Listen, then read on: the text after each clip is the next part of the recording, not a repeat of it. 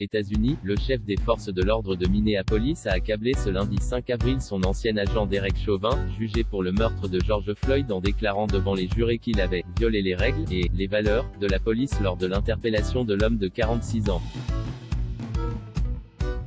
S'agenouiller sur le cou du quadragénaire noir pouvait être raisonnable dans les premières secondes pour le contrôler, mais pas après qu'il a cessé d'exercer une résistance, et surtout pas après qu'il s'est évanoui, a déclaré Medaria Arradondo, venue témoigner en uniforme au 6e jour de ce procès hors norme. Cela ne fait pas partie de notre politique, de notre formation et n'est certainement pas conforme à notre éthique, à nos valeurs, a asséné cet homme noir de 54 ans, qui dirige depuis 3 ans la police de la métropole du nord des États-Unis. Un usage disproportionné de la force. Le 25 mai, le policier blanc Derek Chauvin et 3 de ses collègues avaient voulu arrêter l'Afro-Américain de 46 ans, soupçonné d'avoir écoulé un faux billet de $20. Pour le maîtriser, il l'avait menotté et plaqué au sol. Derek Chauvin s'était ensuite agenouillé sur son cou et avait maintenu sa pression pendant près de 10 minutes.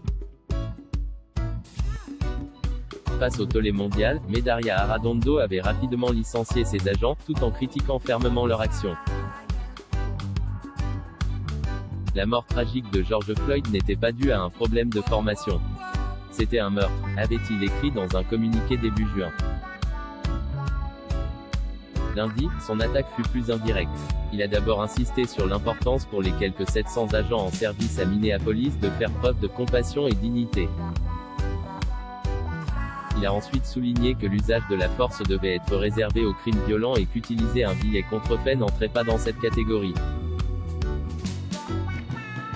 Il a aussi reproché à Derek Chauvin de ne pas avoir réévalué l'état de santé de George Floyd au cours de son intervention. Pour toutes ces raisons, je nie avec véhémence qu'il y ait eu un usage approprié de la force dans cette situation, a-t-il affirmé. Les condamnations de policiers sont très rares aux États-Unis. Inculpé pour meurtre, Derek Chauvin, 45 ans, plaide non coupable. Il assure notamment avoir suivi une procédure conforme à sa formation pour maîtriser un suspect récalcitrant. L'ancienne responsable de l'académie de police de Minneapolis, Kathy Blackwell, a elle aussi porté lundi un coup dur à cette ligne de défense. Appelée à commenter une photo du drame, où l'on voit Derek Chauvin à genoux sur le cou de George Floyd, elle a déclaré, lapidaire, « Je ne sais pas quel genre de position il a improvisé, mais ce n'est pas quelque chose que nous enseignons. » Aux États-Unis, les policiers qui font un usage excessif de la force sont rarement lâchés par leur hiérarchie et bénéficient au contraire de contrats collectifs, négociés par leurs syndicats, très protecteurs. Ils sont également très rarement poursuivis en justice et encore moins souvent déclarés coupables. Les débats à venir sur la cause du décès. L'avocat de Derek Chauvin, Eric Nelson, a toutefois arraché une concession à Medaria Arradondo. Sur une image captée à l'arrivée d'une ambulance, il a reconnu que Derek Chauvin n'avait plus son genou sur le cou, mais sur l'épaule de George Floyd. Maître Nelson soutient que son client n'a pas causé la mort du quadragénaire et que celui-ci est mort d'une overdose. Il s'appuie sur la présence de fentanyl, un puissant opiacé, et de méthamphétamine, découverte lors de l'autopsie de George Floyd qui identifie toutefois la compression du cou comme cause du décès. De nombreux experts devraient en débattre ultérieurement. En avant-goût, l'accusation avait appelé lundi matin à la barre le médecin urgentiste qui, après une demi-heure d'efforts infructueux pour ranimer l'Afro-Américain, l'a déclaré mort.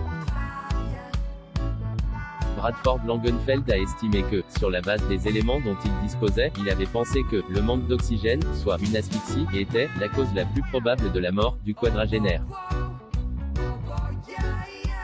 L'audience reprendra mardi et devrait encore durer 2 ou 3 semaines. Les jurés rendront leur verdict fin avril ou début mai. Les 3 anciens collègues de Derek Chauvin seront jugés pour complicité de meurtre en août. À voir également sur le HuffPost, avant le procès du meurtre de George Floyd, ses proches s'agenouillent 8 minutes 46 secondes. Lire aussi, les jurés désignés, le procès du meurtre de George Floyd va pouvoir commencer. Un accord de $27 millions trouvé entre Minneapolis et la famille de George Floyd.